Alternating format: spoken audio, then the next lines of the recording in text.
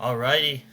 This is not an official podcast episode. It's like a bridge show to the next podcast. So I have a special guest, Tony Robol, my good friend at the Oakland Zoo. If you want to introduce yourself.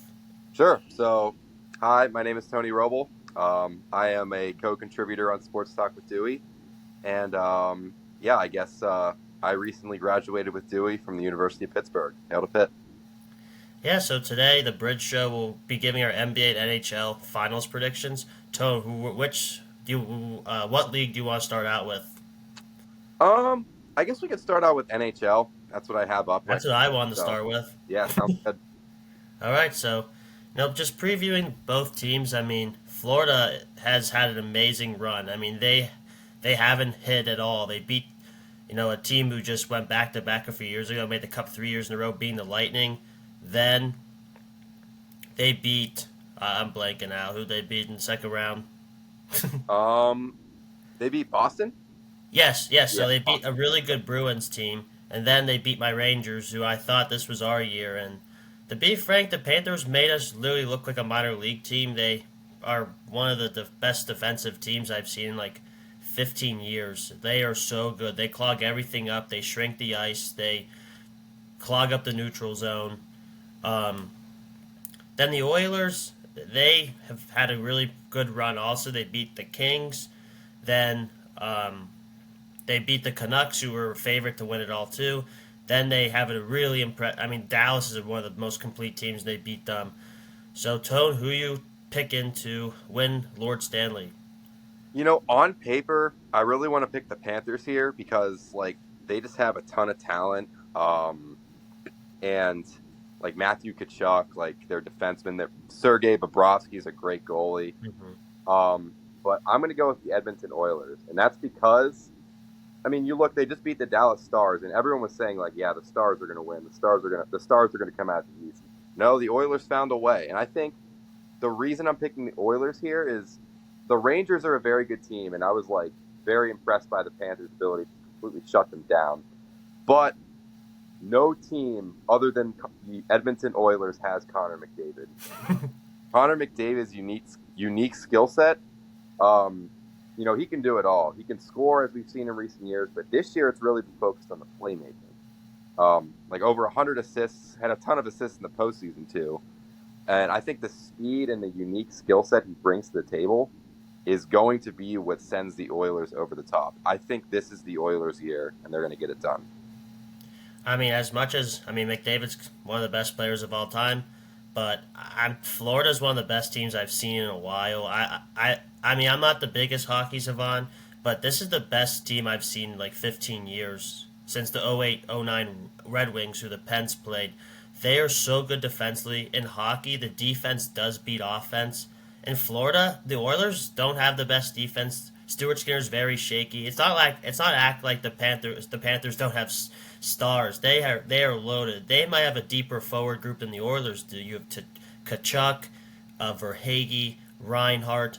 Barkov is the best defensive forward in the NHL. That's the reason why the Panthers are so tough, is because their forwards come in forecheck. Their six defensemen are so good. Like Barkov is going to be on the ice every time McDavid's on, and he's going to have a lot of issues. Barkov is amazing. That team just shuts down literally everything. You can't get a stick on the puck. You can't get shots through, and they have a really good goalie behind them. Like you would know this, Tone, but the Avalanche, they had Kemper behind the net and really good. He's not that good, but the Avs have such a good team in front of them. Like those Blackhawks teams with Corey Crawford, the team was so good in front of them, but like the Panthers are so good in front of their goalie, but then they have like one of the best goalies of our era. They are such a stacked team, and I don't. This team's honestly a juggernaut. I think the Panthers. I think they're gonna win like 5 or 6. They are that good. It's one of the best teams I've seen in a while. Yeah, they might. Like on paper, yeah, they definitely have a deeper forward group. They definitely have, better defensemen. The goalie, they have a better goalie. I don't know. I think Connor McDavid is going to find a way. He's just such a all world player. I don't know. I think on paper I want to pick the Panthers here because I think they do have the better talent, deeper talent, pretty much everywhere. But they don't have Connor McDavid, and I just think that He's going to find a way. I think this is his year. I mean, definitely the best players do rise to the occasion. They do carry their team. I just, I don't know. He can't do it by himself. The Panthers literally made the Rangers look like a minor league team. The Breadman, Mika, Kreider, they were terrible. Obviously, McDavid's like 10 times better than all those guys, but he's gonna have some problems. The Panthers are so good defensively, and the NHL, the better defensive team, all usually does win. I do think he's gonna. I mean, he's gonna set people up though. I think like that's Mm. what he's been doing all year. He's been focused on his playmaking this year, setting up especially Zach Hyman. Yeah. So yeah, McDavid can't do it by himself, but I think he's also gonna set other guys up to succeed. He's gonna elevate other guys. So we'll see what happens. But I definitely would not be surprised if the Panthers win. But And um, the Panthers' six defensemen too. You got Montour, Ekman Larson, Ekblad. yeah, They're so good back there. They fish the puck out really good. Yeah, this team's legit. So yeah, it's gonna be an awesome Stanley Cup. I feel like last year wasn't very exciting. This year, this is gonna be amazing. yeah. It's the best offensive team with the Oilers versus the best defensive team. That's what you want as an NHL fan. It's gonna be a heavyweight juggernaut matchup. It's gonna be fun to watch. All right, ready to go on to the NBA real quick? Yes, sir. All right, so everyone knew the Celtics were going to make it. I mean, they won like, what, 65, 64, 65 games. They have one of the best starting lineups we've seen in a while. I mean, no one likes the Celtics, but they are such a good team. To be honest, they've probably had the easiest path to the NBA Finals I've seen maybe in my life. They beat the Heat without Jimmy Butler. Then they beat the Cavs, who were just a terrible playoff team. I guess Mitchell was hurt, but even if he's in, it's not really gonna make much of a difference. Then they beat the Pacers, who they're not getting past the Knicks if they're healthy. They get past them, and Halliburton's hurt, so they've had such an easy pass. But if you watch the games, I feel like they've played such down the competition, and like I don't know, I just feel like Tatum doesn't play that great under the pressure. So I don't know. Like they just always play down to competition, and the Mavericks. I mean, they've had such a tough road. They beat the Clippers, then they beat the Thunder, and then they beat the Timberwolves, who everyone thought they were going to make it easily. So, Tone, who do you got winning the NBA Finals? So I think I think this is going to be a really good series. But I mean the Celtics had an easy road, but they can't control like who they're playing, but they took care of business easily. 5 games, 5 games, 4 games. They played like a 64 win team in the playoffs, and I think their starting lineup, their roster is just they have the depth, they have the they have very very solid to elite players across their entire starting lineup. So I think Boston. When I look at the Mavericks, they have probably the best backcourt in the NBA with Luka and Kyrie. But when you look at their other position groups, it's a little bit more questionable. So I'm going to go with the Boston Celtics. I think that their guards will be able to hold up well enough against the Mavericks guards that the forwards like Jason Tatum and Kristaps Porzingis will be able to outplay the Mavericks forwards and centers and win the series. Yeah, I'm gonna go against you again. I'm gonna go with the Dallas Mavericks. I just think they've had such a tougher road. I think they're more battle tested than the Celtics. Getting Porzingis back is huge in my opinion. He's the biggest X factor in the Celtics. Like they've been looking for a big man for a while, and he just totally with his length, he's such a huge threat. But I don't know. The Mavericks have had they're more battle tested, and I don't know. I think they're gonna be more ready for this grueling NBA Finals. The Celtics always play down the competition. And I just think Luka's the best player in the series with Kyrie. And Yes. the Mavericks role players have been huge in their playoff run. Derek Lively, Daniel Gafford, Derek Jones Jr., PJ Washington's been awesome. Jaden Hardy, like these guys have been amazing. Like the Celtics really only really truly have like a 6-man rotation. Horford off the bench.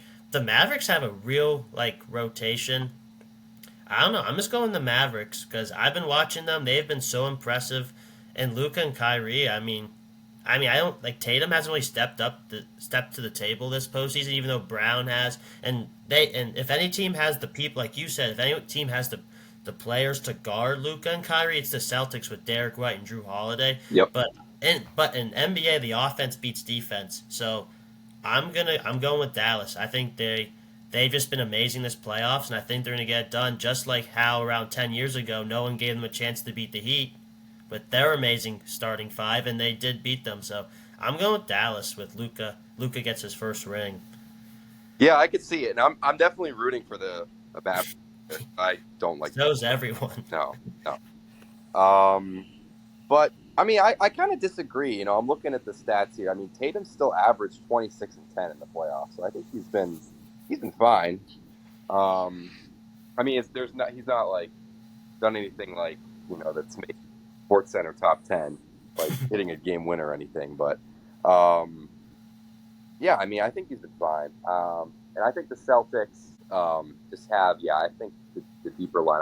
I agree with you that Luka is the best player in the series, and I'm kind of going against the grain with what I said in the NHL. I said, oh yeah, McDavid's the best player in the series, so they'll win. But in this case, I think it's going to be the team. It's going to be the deeper team win. Okay, so I'm going Celtics. Anything else you want to say? I guess the teams I'm rooting for, like I said, Mavericks, and I'm going to go along and root for the Oilers, you know, with my pick. I think I want to see McDavid win a cup. He's too good not to win a cup, so I think this is the year I'm going to be rooting for those two. I'm the opposite with you. I did pick the Panthers, but I'll be rooting for Edmonton also because it's a real hockey city. I don't like how Florida doesn't really deserve a cup. They're not a hockey city. And, I mean, McDavid's a great player. You definitely want to see him win a cup. And I'm not rooting for the Celtics. They're one of the teams I hate the most in the NBA. I'll be rooting for Dallas. I've liked watching them. Kyrie's been just a different player. Oh yeah. And Luka's I mean, even though Luka's like tormented the Knicks in the past, I mean, if he wins this one, I think he does surpass Jokic as the best player in the NBA. So I'm just happy to see, like, I feel like in past years we haven't seen the best NBA finals, and I thought last year the NBA finals and the Stanley Cup were just terrible matchups, but this year these teams are pretty evenly matched. It's gonna be super exciting with a lot of star talent. Did you say Luka would surpass Jokic if he wins this one? Definitely. See, here's the thing. On that note, like, I did think Luka deserved to win MVP. Like, he averaged 33 points, almost a triple-double with 33 points a game. Like, are you kidding me? He should have won MVP. He's definitely showing now. He didn't get any recognition. It was all like either Jokic. I mean, I'm sick of Jokic winning the MVPs. Me too. It was either Jokic or SGA. No one really gave Luka a chance, and he's showing in the playoffs right now. You're right. He probably should have been the most valuable player. Yeah. 33.9 points, 9.2 rebounds, and 9.8 assists. That's unreal. I've been saying Luka should. I've been picking Luka to win the MVP last few years. I'm waiting until he gets his first one. But yeah, he's at guard. He's on his way to having a Hall of Fame career for sure. Oh, easily. I mean, this ring would go a long way in helping cement that. For sure. Well, Tone, thanks for coming on, talking about exciting 1 to 2 weeks in sports. It's going to be awesome. Absolutely. Maybe come on, talk some baseball or whatever, but excited for our next podcast, and this was a pretty good bridge show. So thank you, Tone. Absolutely. Hail to Pitt.